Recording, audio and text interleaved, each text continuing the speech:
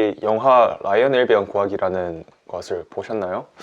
아마도 제가 한국 살 때 OCN이라든지 이런 채널에서 많이 했던 것 같아요. 그래서 아마 한 번쯤은 뭐 잘라서라도 보셨을 것 같아요. 영화 라이언 일병 구하기는 제 이제 2차 세계대전을 배경으로 라이언 일병이라는 병사를 이제 모든 형제를 잃어서 그 병사를 구하기 위한 원래는 실제로 있는 얘기는 아니고 좀 약간 각색을 해서 그렇게 만든 걸로 알고 있는데, 그래도 실제로 일어난 일이죠. 세계 2차 대전에 특히 그 오마하 비치 상륙작전, 노르망디 상륙작전을 처음에 이렇게 보여주면서 저 역시 이 전쟁 영화라는 것은 어렸을 때는 그냥 뭔가 이렇게 싸우는 걸 좋아하고 그런 걸 좋아해서 제가 많이 봤다면, 성인이 되고 저 역시 군대를 갔다 오고 전쟁의 무서움을 보고 그렇게 느꼈던 게, 이 전쟁사를 통해서 어떻게 보면 역사라는 것이 결국 전쟁사거든요. 투쟁의 역사고, 이런 역사들을 통해서 우리가 한번 내 삶을 되돌아보면서 남들이 안 해도 되는 그런 뻘짓, 소위 그것을 반성을 해보자, 그런 취지에서 제가 어저께 역사를 배우자 그런 말씀을 드렸고, 그런 역사를 배울 때 제가 또 남성이다 보니까 그런 것 같아요. 대부분의 남성들이 좀 그런 로맨스 영화보다는 전쟁 영화를 더 선호를 하죠, 대부분. 그러다 보니까 라이언 일병 구하기는 제가 인생 영화라고 꼽는 게 한 세 편 정도 있는데, 하나는 이제 파이트 클럽, 브래드 피트 나오고 그 나오시는 분 있죠. 그거랑 라이언 일병 구하기, 그리고 글래디에이터, 그렇게 세 개 되는 것 같아요. 그 다음에 좀 약간 한국 영화는 제가 인생 영화라기보다는 가끔씩 좀 들춰보는 영화, 특히 남한과 북한의 그런 분단의 현실을 너무 잘 표현한 영화가 JS 공동경비구역, 이병헌 나오고 거기 또 기생충의 진짜 유명한 배우신데 성자를 시작하시고 생각이 안 나네 갑자기. 그분 나오시고 김광석 얘기도 나오고, 제가 좋아하는 가수죠. 그런 영화들이 있습니다. 그런 영화들을 이렇게 가끔씩 봐요. 보다 보면 오징어 게임도 제가 몇 달 전에 여자친구가 계속 보라고, 제 여자친구 미국에 있는데도 계속 보라 하더라고. 그래가지고 보겠다 했는데 안 보다가 몰아서 봤죠. 여친은 두 번째 보는 거고 저는 처음 보는 거고.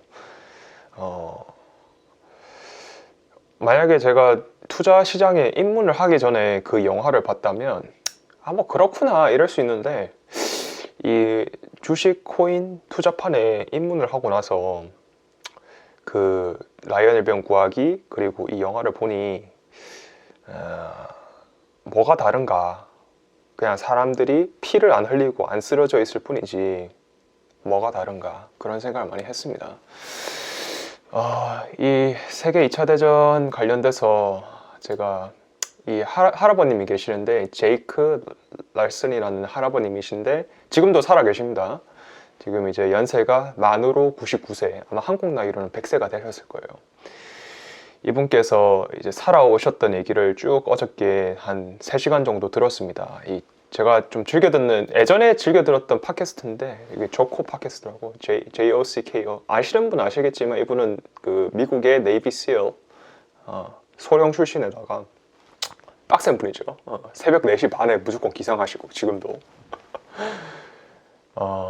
조커 윌링크라는 분이신데, 이분의 팟캐스트에서 이 할아버님이 나오셔서 본인이 겪으셨던 얘기들을 쭉 해주시면서 I'm the luckiest man in the world 이러더라고. 나는 세상에서 가장 행운이 많은 사람입니다 하면서, 본인께서 전쟁터, 이분께서는 또 웃긴 게 오마하 상륙작전 있죠. 노르망디 상륙작전에 어떻게 보면 알맹이, 거기에도 참전을 하셨고, 나중에는 그 파리를 이제 독일군으로부터 해방시키는 Liberation 그 전투에도 참가하시고, 그 다음에 The Battle of Bulge, 볼지 전투에도 또 그 세계 2차 대전을 좀 이렇게 많이 영화로라도 보신 분들은 아시는 그 왜 다른 영화 있죠? 밴드 오브 브라더스. 그 밴드 오브 브라더스에 보시면 왜 겨울인데 막 이렇게 참호에서 계속 앉아 있다가 막 눈도 많이 오고 동상을 막 입고 그랬던 배틀 거기 벌즈라고 하는데 거기에도 참전하시고 그런데도 정정하세요. 그리고 더 웃긴 거 뭔지 아세요? 이 할아버님이 제가 옛날에 살던 동네 분이시더라고. 유지야. 나 그래가지고 깜짝 놀랐습니다. 진짜. 이런 할아버지가 사셨구나. 이 할아버지가 어떻게 이렇게 세상 속으로 나오셨냐면, 그전에도 뭐 일반 기본 그런 신문이라든지 이런 기본 미디어에서 많이 다루었는데, 이 손녀분이 제가 보니까 나이가 한 제 또래인 것 같아요. 그분께서 이렇게 할아버님을 틱톡이라는 그 앱이 있지 않습니까? 그 소셜 미디어 앱. 거기에 할아버지가 그냥 본인이 겪으셨던 얘기를 했던 게 이렇게 바이럴이 돼가지고, 그렇게 해서 할아버님이 이렇게 유튜브 채널도 계세요. 유튜브 채널도 계시고, 그래서 제가 어저께 이 할아버지 얘기를 듣다 보니까 또 저희 할머니가 생각이 나더라고. 저희 할머니도 제가 좀 빨리 더 이제 기억력이 안 좋아지기 전에 할머니가 살아오셨던 얘기를 제 유튜브에 남겨볼 생각이거든요. 그렇게 남겨서 글쎄요, 뭐 누군가한테 또 도움이 될 수도 있고, 저를 위해서 하는 거예요, 결국은. 그렇게 할머니에 대한 기억을 저는 잊기 싫어가지고. 할머니 진짜 저한테는 은인 같은 분이가지고, 저희 친할머니. 아무튼 이렇게 랄슨 할아버지가 겪고 가셨던 파파 제이크라고 이제 말씀하시는데, 그분께서 겪어왔던 그 세계 2차 대전에 관련된 얘기를 듣다 보니 갑자기 또 제가 그저께인가요? 영상에서도 영화 라이언 일병 구하기 한번 보시라고 다시금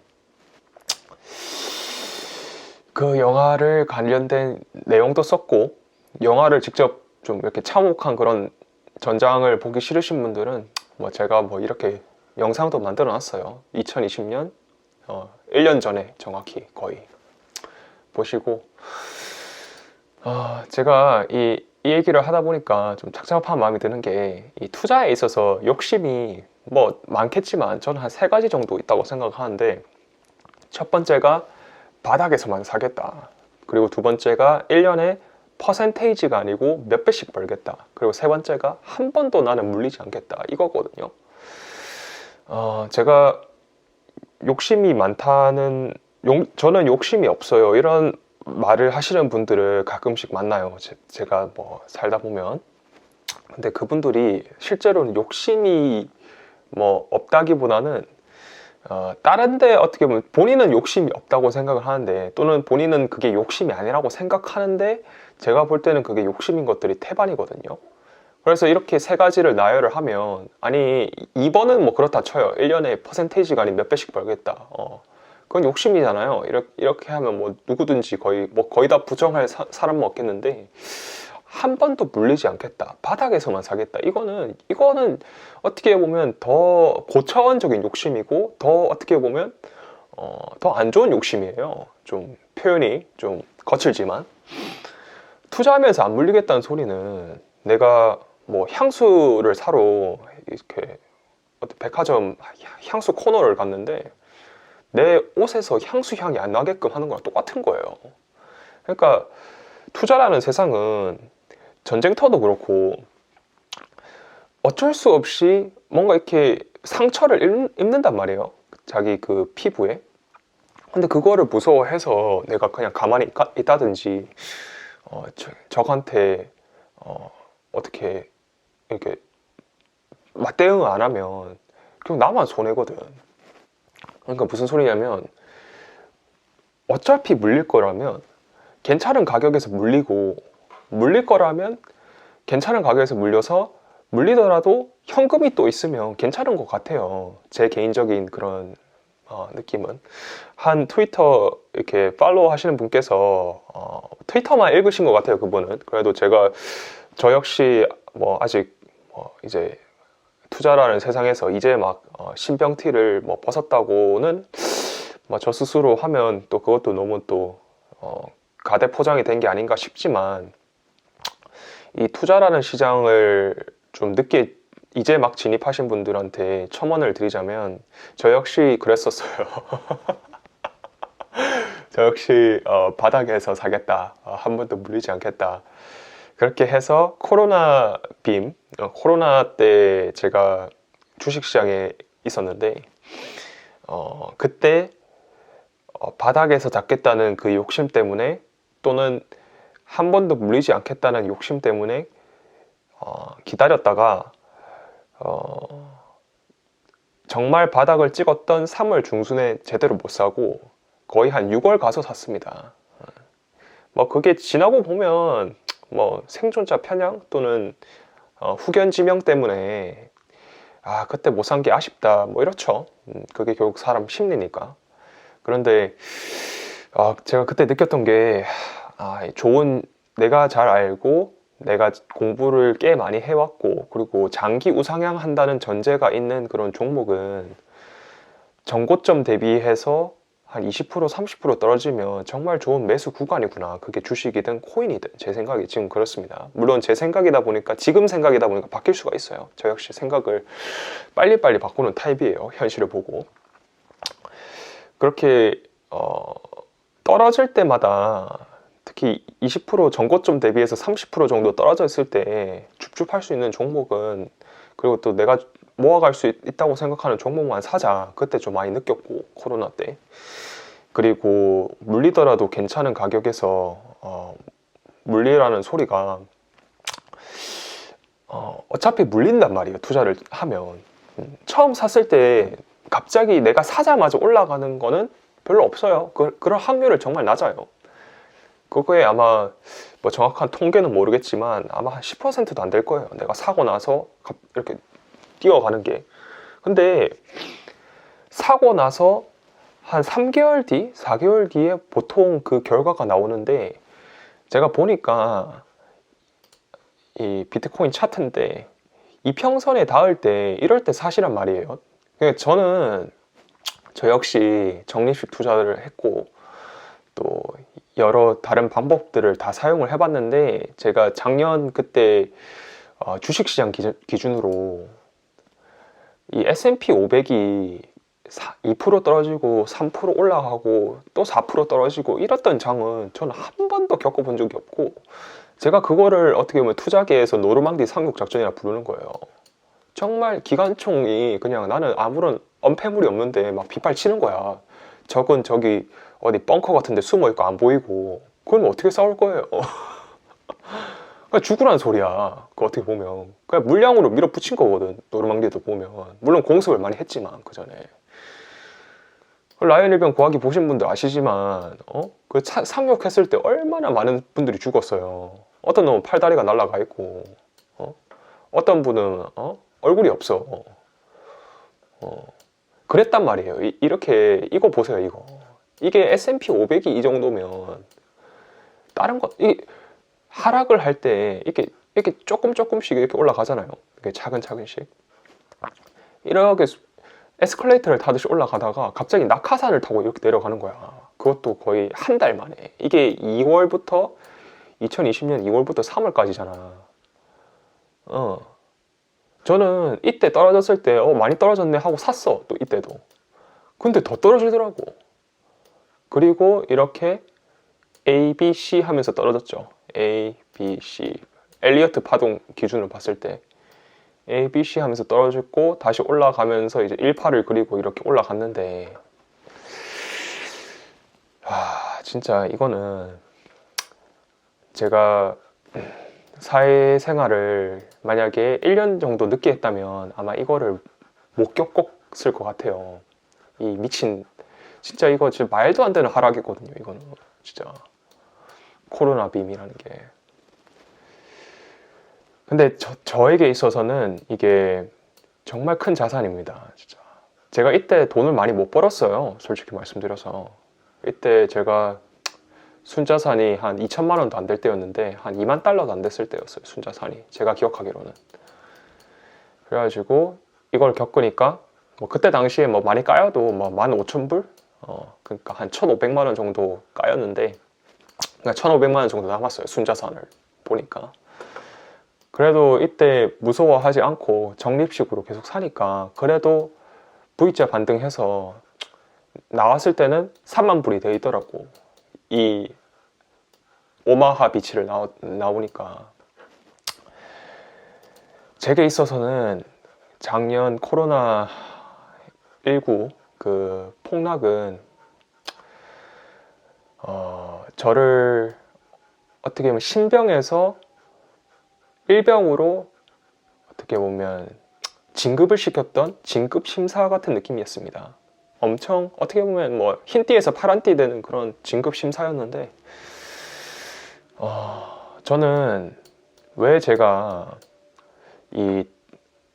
저 자체가 또 성적도 안 좋고 대학교에 대한 그런 좋은 인상이 없어서 그럴 수도 있는데, 제가 왜 대학원을 가는 거를 좀 말리냐면, 특히 돈이 없는데 대학원을 억지로 가시는 분들, 투자 시장이라는 곳은 내가 이렇게 직접 겪어봐야 이거의 무서움을 알거든요. 근데 내가 나이가 이런 걸 한 번도 안 겪어보고 나이가 30살 넘어가고 40살 넘어가면 힘들단 말이야, 이게. 특히 가정도 있는데. 저같이 미혼이고 아직 20대 중반, 이때 당시에 뭐 20대 중반이었고 이랬던 분도 힘들었을 텐데 얼마나 더 힘들겠어요. 이게 투자는 가족사 지대사기 때문에 내가 꼬꾸라지면 내 가족이 힘들어질 수도 있단 말이에요, 이 투자라는 것은. 근데 싱글이면 이거를 할 수 있으니까, 버틸 수 있으니까. 또는 자식이 없으신 분들은 버틸 수 있지만 서로 의지가 되니까, 부부 사이에서. 저는 이거를 겪었던 것을 정말로 큰 자산이라 생각합니다. 저는 이게 어떻게 보면 2008년도에 저보다 한 10살 정도 많으신 분들이 코로나 때 돈을 많이 벌었던 분들의 특징이 뭐냐면 2008년도 하락을 경험해 보신 분들이야. 몸소 사회초년생 때.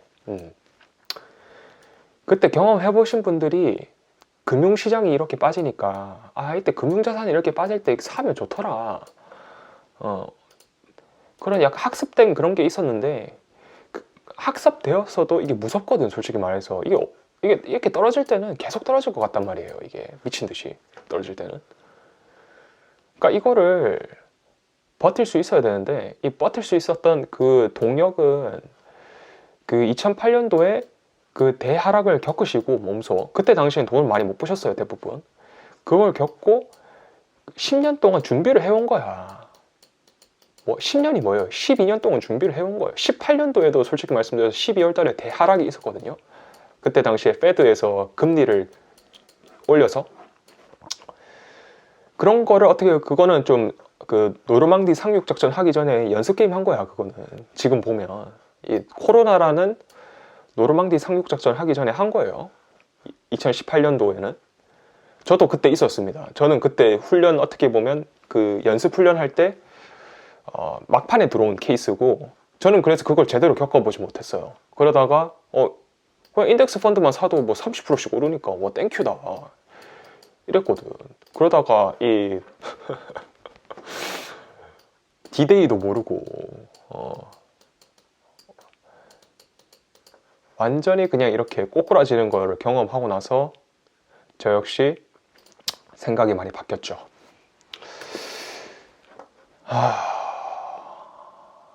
그래서 저는 이 어저께 비트코인 투자 순환만에서 말씀드렸듯이 이 변동성을 싫어하시는 분들은 적금을 하시는 게, 변동성 싫어하면 투자, 특히 금융시장은 버틸 수가 없습니다. 차라리 차트도 안 보이고 그러는 부동산에 투자하시는 게 더 낫고, 그런 분들이 오히려 부동산 투자를 더 잘하세요. 저는 부동산을 안 하는 게 뭐 돈이 없어서도 있겠지만, 저는 변동성을 좀 즐긴다면 좀 이상하고, 그렇게 변동성을 그렇게 개의치 않게 생각하거든요. 변동성이 리스크라기보다는 내가 투자를 안 했을 때 리스크가 크다는 것을 알고 있기 때문에. 이거 보세요, 이렇게 떨어지면 뭐해, 이렇게 또 올라가는데. 보세요. 이거. 또 이 사이에도 보면 파동이 엄청 많죠. 이 굴곡들이. S&P 500입니다. 이거는. 이걸 다 제가 뚫고 나가고 S&P 500 계속 샀단 말이야. 나도. 은퇴 계좌만큼은. 딴 거는 테슬라 사고 그래도. 근데 그렇게 할 수 있는 분들이 생각보다 별로 없더라고. 저는 좀 깜짝 놀라는 게 가끔씩. S&P 500 인덱스 펀드만 사도 연으로 거의 10%씩 먹는데 가만히 있으면 이 변동성을 못 겪어내시더라고. 내 주변의 그 직장 동료들도 봐도. 그래서 저는 이 운동도 그렇고 노래도 그렇고 타고나는 게 있지 않습니까? 이게 좀 이런 말씀 드리면 좀 재수없게 들릴 수도 있겠지만 저는 이런 변동성을 그렇게 개의치를 않게 생각해요. 제가 이걸 잘한다가 아니고 개의치를 않아요. 그러니까 이 괜찮다는 거예요. 개의치라고 하지. 개의치 않아 해요. 발음이 안 좋아서 죄송합니다. 이렇게 우수수 떨어질 때 겁을 먹기보다는 이게 좀 흥분돼야 되거든. 이렇게 막 우수수 떨어질 때 진짜 좋다. 근데 저는 그까지는 못 갔고 그래도 이렇게 조금씩 파동을 할 때 이런 파동 정도는 이겨낼 수 있더라. 나는 작년부터 투자를 하셨던 분들은 작년 초부터, 그러니까 작년 1월 달부터 투자하셨던 분들은 이거를 겪어내셨을 거고 지금도 살아 계시다면. 근데 작년 초에 이렇게 다 떨어졌다가 이렇게 올라가니까 이때부터 들어오신 분들은 고생을 많이 하셨을 거야. 왜냐하면 이런 대폭락을 겪고, 그러니까 이런 3월 달에 2월 달, 3월 달 미국장 기준으로 이 대폭락을 겪으시고 이걸 겪었을 때 느낌이 뭐냐면 아무렇지도 않다는 거야. 막 하룻밤 자고 일어나면 막 마이너스 7%씩 떨어지고 있어요. 그것도 세계에서 가장 큰 주식시장이. 근데 저번에 한 6월 달이랑 그리고 9월 달이 좀 힘들었거든요. 작년에. 아니 그때 못 버티시더라고. 제가 그때부터 유튜브를 하기로 결심을 했어요. 이게 글만 쓰다 보니까 내 목소리가 전달이 안 되다 보니까 이분들이 멘탈을 좀 못 그러니까 뭐 제가 뭐 한다고 해서 멘탈을 잡는다가 아니고 좀 그랬어. 좀 치근했어. 왜냐면 이제 시작인데 봐요. 이때라도 샀으면 이때 고점에서 사도 지금 몇 배를 먹었어. 몇 배가 아니겠죠. 이거 지금 이게 몇 포인트예요 이게? 3600포인트인데 지금 4500포인트인가 그렇죠. 4600포인트잖아. S&P 500 기준으로. 이때 고점에서 사가지고 물렸더라도 지금 1년 버텼으니까 4600포인트 갔잖아요. 3600에서 1000포인트가 뛰었단 말이에요. 1000포인트가. 코스피가 2000에서 3000 갔을 때 그렇게 하원선을 쳤는데 미국 시장이, 그것도 세계에서 50%나 차지하는 미국 시장이 1000포인트가 뛰었단 말이에요. 1000포인트가. 대단한 거죠. 진짜. 거의 여기서 한 50% 올랐네요. 그렇게 따지면.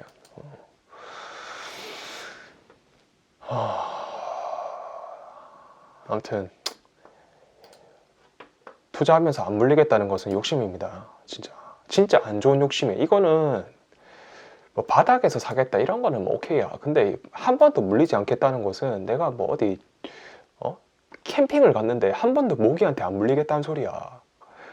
모기한테 무서워서 캠핑 안 가세요? 그냥 물파스 챙겨 가잖아. 물파스 챙겨 가라니까. 그러니까 투자 시장에서 물파스는 현금이다. 현금 챙겨 두시라니까 항상. 그리고 내가 직장인이면 더 좋죠. 직장이 있으니까 월 현금 흐름이 있다 보니까 꼭 현금을 안 쌓아 놓더라도 다음 달에 또 월급이 들어오면 그때 또 이제 현금이 쌓이니까 그때 더 좋은 매수 기회가 생길 거고. 그래서 어떻게 보면 이 정기적으로 들어오는 돈은 그 스노우팍스 김승호 회장님께서 말씀하셨듯이 돈의 속성에 저자하시죠. 정말 큰 가치를 지니는 재산이에요. 직업, 특히 월급이라는 투자 자산이. 월급도 자산입니다. 투자 자산. 그래서 저는 잠시 비트코인을 돌아오자면 저는 선물이라든지 그런 거 안 해요. 제가 왜 안 하냐면 제가 못해서 그렇고 그걸 하면 한번 뽕맛에 취할까봐 뽕은 처음부터 안 하는 게 좋아요. 한 번이면 어때? 이럴 수 있다고 또 할 수 있겠지만 한 번이면 어때? 하다가 골로 간다니까. 그게 도박 중독에 빠지신 분들 그 유튜브 가보세요. 한번 도박 중독 빠지신 분들, 도박 중독 치시면 그 까레라이스 그 인터뷰 하시는 영상이 있거든요. 거기서 한번 보세요. 그 강원랜드 그 모텔 사장님인가, 그 뭐 옛날에 모텔 하셨던 분인데 강원랜드 쪽에서, 야 진짜 도박이라든지 뽕은 아예 손도 안 대는 게 좋다 진짜. 그러니까 그 내가 품을 수 없으면 버리라고 했잖아요. 제가 그 트위터에서 저한테 하는 말이에요. 그게 품을 수 없으면 버려야 돼. 내가 황진이를, 그러니까 내가 그 황진이라는 어떻게 보면 그 조선시대 때 엄청난 미인을 품을 수 없다면 버리는 거야. 그러니까 그거를 알아본 이제 모 선비는 정말 그 황진이랑 친구를 먹을 수 있었지만 그냥 진짜 그런 사사로운 감정이 없는 친구, 좋은 친구가 될 수 있었고, 황진이도 어떻게 뭐 유일하게 밀었던 남자 선비가 될 수 있었지만, 그렇지 못했던 어떤 스님은 본인이 훈련한 거를 모든 걸 다 잃었다잖아요. 황진이의 그 예쁨 때문에. 뭐 그게 뭐 진짜인지 가설인지 뭔지 모르겠는데 아무튼 그런 역사적인 무슨 소설적인 스토리가 있으면 막 그렇구나 생각하면 돼요. 그게 뭐 역사적 팩트가 어떻다 이런 것보다는 그런 어떻게 보면 전해 들려오는 얘기를 듣다 보면 그게 왜 계속해서 전해 들려오겠어요. 많은 분들이 공감을 해주셨기 때문에 그렇잖아요. 역사적으로 검증이 됐기 때문에. 그걸 린디 이펙트라고 하거든요. 린디 효과라고 하는데, 나심 탈레브 또 얘기가 나오는데 나심 탈레브 꼭 읽어보세요. 오래 살아남은 걸수록 더 오래 살아남더라 대부분. 그걸 린디 효과라고 해요. 아무튼 이 비트코인을 넘어오셔서 현물 투자하시고 저처럼 장기로 이렇게 보시고 가시는 분들은, 현물 투자는 어저께 그 비트코인 버거남님도 말씀을 하셨는데 결국은 두 가지밖에 없어요. 장기 투자하시는 분들은 홀드랑 그리고 스윙. 홀드는 뭐냐면 장기로 보유하는 거고, 스윙은 좀 그 제가 알기로는 6개월 이상 존버하는 거야 최소. 그리고 좀 이렇게 많이 올라갔을 때 파는 거고. 이것밖에 없다니까 현물은.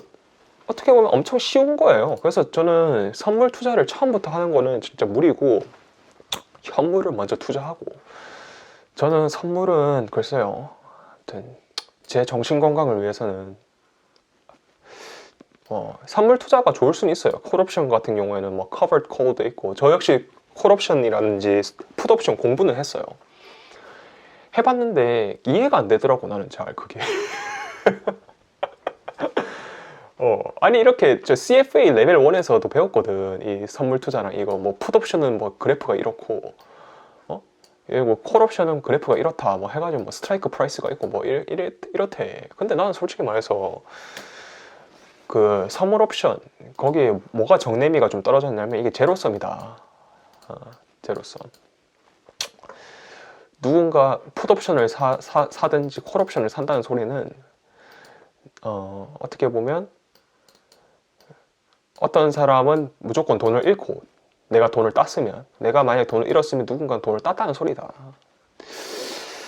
저는 그런 것보다는 positive성, 긍정적 합계죠. positive성을 추구합니다. 그러니까 이게 비트코인도 제로섬 아니냐 뭐 이러시는 분도 계시는데, 비트코인 가격이 뭐 지금 한 개가 지금 48,000불 하는데, 이것이 계속 올라서 심지어 비트코인 한 개를 못 사더라도 0.1개라도 사도 그게 뭐 정말 꿈의 가격이 뭐 1억이 된다. 0.1개만 사도 그거라도 어디예요. 그러니까 비트코인 개수로 보시면 제로섬 게임인데, 비트코인 생태계 내에서 뭐 잭 돌시가 지금 추구하는 그런 비트코인을 이용한 스마트 컨트랙을 만들고 뭐 디파이를 만들고 그렇게 해서 커졌을 때 그 포지티브 썸은 왜 생각을 안 하시는지 저는 참 안타깝더라고요. 이게 저 자체가 좀 많은 분들께서 제가 유쾌하다고 하시는데, 예, 저는 좀 그런 편이에요. 제 어렸을 때 중학교 때 시절 롤링페이퍼만 보시더라도 좀 별났어 좀. 좀 많이 좀 우리 반에 웃음을 많이 줬던 그런 부반장 역할을 했었어요. 제가 부반장이었고 분위기 메이커라고 하죠. 그런 역할을 많이 했는데 또 이렇게 또 유튜브 찍으면서 또 하고 있더라고 그 짓을 또. 성격은 못 버려. 자기 본인 성격은. 그러니까 현물 투자하시는 분들은 이평선 마을 때 그냥 조금씩 사세요. 선물 투자하는 것도 아니고 우리가 뭐 옵션 투자하는 것도 아니고 또 뭐 몰빵으로 사는 것도 아니라면 차트 켜놓지 말고 그냥 이평선이 그러니까 제가 어떻게 투자를 하냐면 제가 언제 매수를 하냐면 RSI가 이렇게 30이 됐을 때 RSI 같은 경우에 가매수 되었냐 가매도 되었냐라는 지표죠. Relative Strength Index라고 해서 30을 닿았을 때 그때 좋은 매수 타이밍이더라. 그러니까 이게 사람들이 착각을 하는 게 변동성은 리스크가 아니고 그리고 이 많이 떨어졌을 때가 오히려 리스크가 없다는 그 어떻게 보면 그게 그 우리 어떻게 보면 마음의 경제학이랑 마음의 투자학이랑 반대로 되는 이야기거든요. 아니 많이 떨어졌는데 더 떨어지면 어떻게 하느냐 이렇게 생각하실 수도 있는데 많이 떨어졌기 때문에 또 매수세가 있단 말이야. 이게 내가 진짜 뭐 이상한 진짜 뭐 예를 들어서 뭐 옛날에 그 뭐였죠 리만 브라더스 이런 거를 사는 거 아닌 이상은 그런 거 아닌 이상은 특히 비트코인 같은 경우에는 지금 전 세계에 있는 그 기관들이 아직 많이 못 들어왔어요. 기관들도 이 투자 자산물은 그들도 못 알아봤기 때문에 작년만 하더라도 그래도 올해 알아봤기 때문에 비트코인이 2017년, 2018년 전고점이 2만 불을 뚫고 저는 그때 좀 집중해서 공부를 많이 했거든요. 비트코인이 그러니까 어떤 자산이든 무엇이든지 장기적인 그런 어떻게 보면 그 겨울을 지났을 때 그러니까 이거잖아요. 이거 지금 이 영상을 보시는 분도 아시겠지만 지금 이게 2018년도 꼭대기인데 이 꼭대기를 넘어갔을 때 그러니까 작년 말이죠. 그때 저는 이거는 좋은 매수 신호다. 마치 나스닥이 2000년도 버블 때 뭉개지고 2014년도부터 그 고점을 회복하고 2000년도 버블 꼭대기를 회복하고 올라갔을 때 그거거든. 그렇게 해서 또 떨어질 수도 있지 않느냐? 당연하죠. 확실한 건 아니니까. 근데 확률이 높다. 확률이 높으니까 조금씩 사는 거야. 근데 틀릴 수도 있으니까 조금씩 사는 거예요. 근데 저는 그렇습니다. 이런 좋은 자산은 모아가는 거예요. 사놓고 기다리는 거고. 테슬라도 보시면 테슬라 오늘 좀 많이 떨어지고 있는데 이 테슬라도 제가 그 분할되기 전 2,000불에 샀거든요. 그러니까 400불에 샀어요. 처음 샀고 400불 그러니까 이때 샀네. 이때 꼭대기 찍고 좀 떨어졌길래 샀어. 샀는데 더 떨어지더라고. 그래서 그때 9월부터 한 11월까지 정말 힘들었다가 S&P 500 편입 소식이 일어나서 이렇게 급격하게 뛰었거든. 갑자기. 이 구간도 얼마나 힘들었는지 아세요? 진짜 이거 지나고 보면 별거 아닌데 300불까지 떨어졌다니까? 300불 떨어졌다가 올라가니까 900불까지 찍었잖아. 올라갈 때 또 조금씩 떨어졌을 때 샀다가 또 또 이렇게 또 떨어졌고. 그래도 저는 뭐 나름대로 좋은 그런 가격대에 매수해서 수익률도 뭐 아직 짭짤한데 아무튼 물리지 않을 생각을 한다는 것 자체가 저는 참 안타깝네요. 네. 바닥에서 산다는 소리도 지나고 봐야 아는 거예요. 바닥에서 몰빵 쳐서 들어가겠다 그런 짱구를 저도 테슬라 때 불렸는데 테슬라 2월달에 이번 2021년 2월 바닥인 줄 알고 샀다가 마진까지 써가지고 다행히도 저는 현금이 있어서 다행이었지. 시겁했어요 진짜. 청산은 안 돼서 다행이지. 근데 코인은 어떻게 써요? 테슬라도 변동성이 심하다고 주식 투자자분들께서 얘기를 하시는데 코인은 어떻게 써? 비트코인마저도 테슬라에 비하면 한 두세 배 되는 레버리지인데 모르겠으면 그냥 가만히 있는 게 투자고, 모르겠으면 그냥 적립식 투자하는 게 최고예요. 그냥 괜히 저처럼 차트 보면서 이평선 보면서 투자하는 그런 뻘짓하는 것보다는, 저도 솔직히 이것도 나중에 보면 뻘짓일 수도 있어. 근데 나는 그냥 정식 매수 해가지고 현금이 없느니 차라리 나는 이렇게 이평선 닿았을 때 떨어질 때 그래도 위안이 되더라고, 제 개인적으로. 그러다 보니까 그렇게 사는 거예요. 예, 여러분들한테 저 역시 이제 일병 마선임으로서 그냥 이런 게 있더라, 그냥 내가 겪어보니 그렇더라, 진솔하잖아. 진솔 되게끔 하려고 하고, 저 역시 뭐 이거를 뭐 여러분들한테 돈 받고 하는 것도 아니고, 모든 투자의 이득과 책임은 본인한테 있습니다. 그 말이 무슨 말이냐면, 여러분이 나한테 저 때문에 돈 땄다고 해서 돈 줄 것도 아니면 돈 잃었다고 뭐라 하시면 안 되는 거야 원래. 근데 그런 분들은 아직 없어. 왜냐면 제 채널 자체가 좀 작기 때문에. 저는 솔직히 채널 자체가 너무 안 커졌으면 좋겠어요. 커지다 보면 똥덩어리들이 너무 많이 들어와가지고 저는 이거를 저희 가족, 저희 친동생, 그리고 저희 동갑 사촌, 그러니까 이제 20대 뭐 초중반, 후반 그런 분들을 위해서 하는 거거든. 또는 이제 진짜 투자를 처음 시작하시는 어떻게 보면 그런 우리 뭐 삼촌, 이모 같은 분들을 위해서 하는 거거든. 아무튼 다들 살아남으세요. 살아남는 게 강한 자입니다. 그리고 이 투자라는 시장은 워렌 버핏이 같이 투자를 했기 때문에 존경을 받는 게 아니고, 워렌 버핏은 살아남았기 때문에 존경을 하는 거예요, 우리가.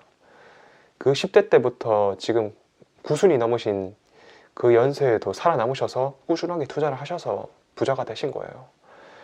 워렌 버핏이 세계적인 부호가 된 것은 60 이후라고 하잖아요. 한갑 이후에. 그러니까 우리 20대이신 분들, 30대이신 분들 너무 조급해하지 마시고 지금부터 하는 게 어디예요. 네. 우리 40대 분들, 50대 분들 우리를 보면 부러워하듯이 그리고 60대, 70대 분들 보면 또 부러워하실 거야. 좋을 때다 이러잖아요. 저기 100세 넘으신 100세 철학자 김자 형자 석자이신 그 철학자분 계시잖아요. 연세대 102살 그 할아버님이 하시는 말씀이 그거잖아. 90 되기 전까지 배우는 거다고. 90부터 인생 시작이다. 자기가 본인이 이제 7순이 넘으셨는데 이렇게 본인 옆에 이제 다른 이제 동료 교수님이 이제 9순이 넘으셨대. 그 동료 교수님이 하셨던 말씀이, 김 교수는 연세가 어떻게 되시오? 이렇게 물어보니 뭐 75입니다. 이러니까 그 9순 넘으신 할아버님이, 그 교수님이 그러시더라고. 좋을 때다. 여러분, 인생은 짧을 수도 있겠지만 생각보다 길어요. 저는 그렇게 생각해요. 내가 쓸데없는 짓만 안 하면 생각보다 깁니다, 인생은. 생각보다 길기 때문에 길게 생각하고, 정말 의학이 너무 좋아져가지고 300살까지 살면 어떻게 할 거야, 우리가. 그러니까 주변 사람들한테 잘 했으면 좋겠어요. 투자해서 돈 버는 것도 중요하지만 정신 건강하고 몸 건강하고, 그리고 무엇보다도 행복하고 그런 게 중요한 것 같아요. 또 이렇게 또 영상 마무리 짓겠습니다. 또 영상 또 마무리 지으면서 또 홍보 하나 또 간단하게 드리면, 오늘 그러니까 한국 시간으로 12월 10일 금요일 날 이제 밤 10시에